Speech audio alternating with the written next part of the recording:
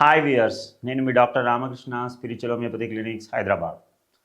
Viewers, ఇది జనరల్గా చాలామంది పేషెంట్స్ నా దగ్గరకు వచ్చి ఏమంటారంటే, సార్ నాకు పైల్స్ ఉంది సార్, ట్రీట్మెంట్ ఇవ్వండి అని అంటారు. సార్ నాకు పైల్స్ ఉంది సార్, ప్రాబ్లం అవుతుంది, మోషన్ సరిగా రావట్లేదు అని మందులు ఇవ్వండి అని అంటారు. సార్ అసలు ఈ పైల్స్ ఉందని మీకు ఎట్లా తెలుసు అని అంటే, సార్ మోషన్ వస్తలేదు సార్, రక్తం పడుతుంది సార్, అందుకే పైల్స్ అని అంటారు. అంటే వాడే డయాగ్నోస్ చేసేసుకుంటాడు ఇక పైల్స్ అని. సార్ అసలు పైల్స్ ఉంటేనే రక్తం పడదు. ఫిజర్స్ ఉన్నా రక్తం పడుతుంది, ఫిచ్చులా ఉన్నా రక్తం పడుతుంది, లేకపోతే ఇంకా ఏమన్నా ఉన్నా కానీ కోలాన్ క్యాన్సర్ ఉన్నా కానీ రక్తం పడుతుంది, లేకపోతే ఈసోఫేగస్లో కానీ పైపొట్టలో ఏమన్నా ప్రాబ్లం ఉన్నా కానీ మనకి ఏమవుతుంది అంటే రక్తం పడుతుంది. సో రక్తం పడ్డ ప్రతిసారి అది పైల్స్ కాదు. సో జనాలకు నేను చెప్పదలుచుకుంది ఏంటి అని అంటే, అసలు పైల్స్ అంటే ఏంది, ఫిజర్స్ అంటే ఏంది, ఫిచ్చులా అంటే ఏంది మీకు ఈజీగా వన్ వర్డ్లో చెప్పేస్తా, ఒక 1 మినిట్లో చెప్పేస్తా. పైల్స్ అంటే ఏంటి అని అంటే, మన మన మోషన్ పోతాం కదండి, మన యానస్ అంటారు. సో ఆ మలద్వారం లోపట రక్తనాళాలు ఉంటాయి. ఆ మలద్వారం లోపట ఉన్న రక్తనాళాలు ఎప్పుడైతే ఇన్ఫెక్షన్ ద్వారా కానీ, ఏదైనా ఇన్ఫ్లమేషన్ ద్వారా కానీ, దేని ద్వారానైనా అది ఒకవేళ వాపు వచ్చిందనుకోండి, ఆ వాపు వచ్చినప్పుడు ఆ రక్తనాళాల వాపుని, అంటే మన కాళ్ళల్లో వస్తే వెరికోస్ వీన్స్ అంటాం, అదే మలద్వారం లోపట వస్తే మాత్రం దాన్ని హిమోరాయిడ్స్ అని అంటాం. సో రక్తనాళాల లోపట వాపులు వస్తే అవి ఇట్లా ఉండలుగా, లేకపోతే మనకి గ్రేప్స్ అంటాం కదా, గ్రేప్స్ లాగా గుత్తులుగా ఫామ్ అవుతాయి. సో ఆ గుత్తులుగా ఫామ్ అయినప్పుడు ఏమవుతుంది అంటే, మోషన్ పోయినప్పుడు హార్డ్ స్టూల్ రావడం వల్ల అది తాక్కుంటూ కిందికి వస్తుంది. సో మోషన్ అంతా పోయినాక రక్తం పడ్డది అనుకోండి, ఏం పెయిన్ ఉండదండి. జనరల్గా పైల్స్లో పెయిన్ లేకుండా మోషన్ అంతా పోయినాక రక్తం వస్తే దాన్ని పైల్స్ అంటారు. ఇందులో మళ్ళీ మీకు గ్రేడ్ 1, గ్రేడ్ 2, గ్రేడ్ 3, గ్రేడ్ 4 అని అంటారు. గ్రేడ్ 1లో ఓన్లీ రక్తం పడుతుంది, గ్రేడ్ 2లో మోషన్ పోయినప్పుడు ఆ పైల్ బయటకు వస్తుంది, గ్రేడ్ 3లో మోషన్ పోయినప్పుడు పైల్ బయటకు వస్తుంది, వేలుతో నెట్టితేనే లోపలికి పోతుంది, గ్రేడ్ 4లో వేలుతో నెట్టినా లోపలికి పోదు. ఇది పైల్స్. ఫిజర్స్ అయితే ఏమవుతుందంటే, మనకు మలద్వారం చుట్టూ స్కిన్ చాలా సెన్సిటివ్గా ఉంటుంది.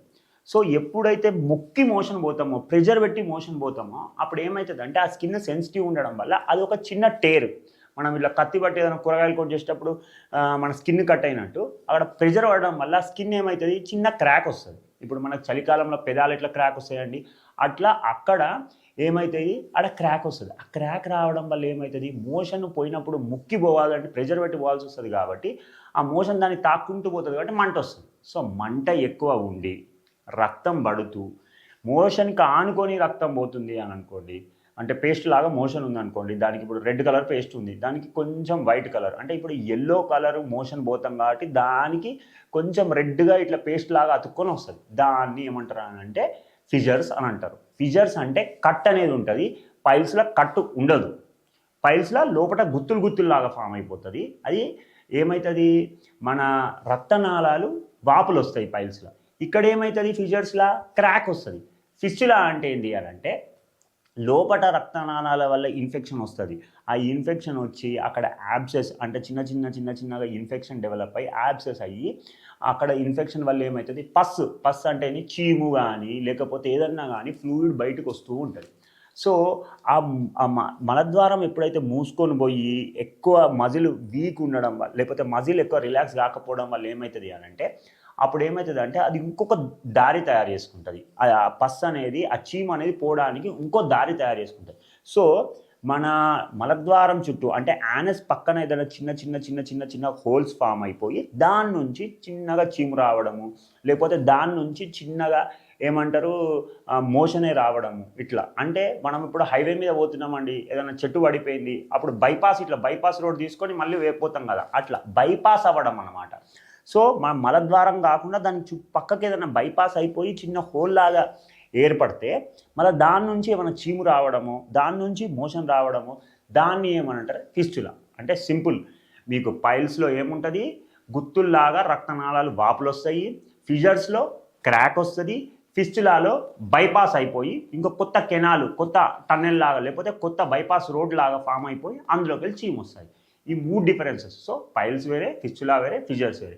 ఈ 3 కూడా మన యానల్ కెనాల్ అని అంటే మన మలద్వారం సంబంధించిన వ్యాధులు. ఈ మూడిటికి కూడా ముఖ్యంగా మెయిన్‌గా కారణం ఏంది అనంటే కాన్‌స్టిపేషన్ అంటే మలబద్ధకం వల్ల ఈ 3 సమస్యలు వచ్చే ఛాన్సెస్ ఉంటాయి. అసలు మలబద్ధకం ఎందుకొస్తది అనంటే ఇంక దాని మలబద్ధకం రావడానికి స్ట్రెస్ అనేది ఒక కారణము, డైట్, రెజిమెను, మన ఆహారపు అలవాట్లు, physical activity, life style diseases చాలా కారణాలుంటాయి.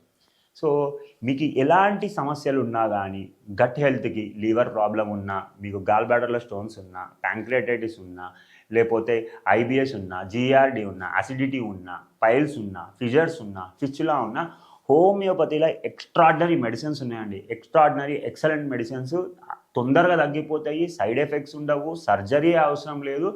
ఎక్సలెంట్ మెడిసిన్స్ ఉన్నాయి. చాలా మెడిసిన్స్ ఉన్నాయి. లైకోపోడియం అని, నక్స్వామికా అని, చైనా అని, నాట్రమ్ ఫాస్ అని, నైట్రిక్ యాసిడ్ అని, లేకపోతే కాలినైట్రికమ్ అని, లేకపోతే ఇట్లా రకరకాల మెడిసిన్స్ ఉన్నాయి. పియోనియా ఆఫిషనాలిస్ అని, ఐరిస్ వర్సికోలార్ అని.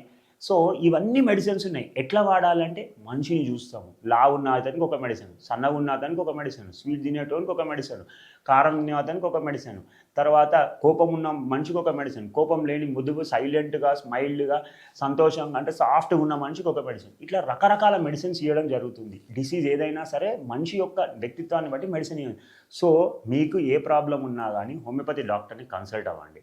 లేదంటే మేము కింద నెంబర్ చూపిస్తున్నాము. ఆ నెంబర్‌కి కాల్ చేయండి. కన్సల్టేషన్ తీసుకోండి.